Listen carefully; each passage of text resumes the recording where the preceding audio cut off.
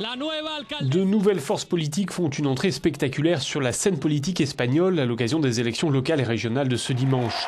D'une part, Ciudadanos, formation libérale centriste, et surtout Podemos, parti de la gauche radicale issue du mouvement des indignés. Manuela Carmena, la candidate de Podemos à Madrid, est en passe de remporter la mairie de la capitale. Les électeurs ont clairement exprimé une volonté de changement, a déclaré cette ancienne magistrate.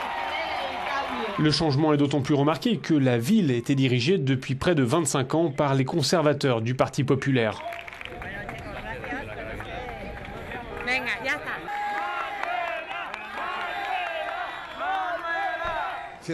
Les partisans de Podemos font la fête ici, explique le correspondant d'Euronews. Manuela Carmena a réussi à mettre un terme à la domination du Parti populaire sur la capitale. À présent vont s'engager les négociations pour former une coalition. Mais ce qui est sûr, c'est qu'une nouvelle ère s'ouvre ici dans la capitale espagnole. Ces scrutins régionaux et locaux auront été marqués par un recul des socialistes, mais surtout des conservateurs. Le Parti populaire risque de perdre une partie des villes et des régions qu'il dirigeait.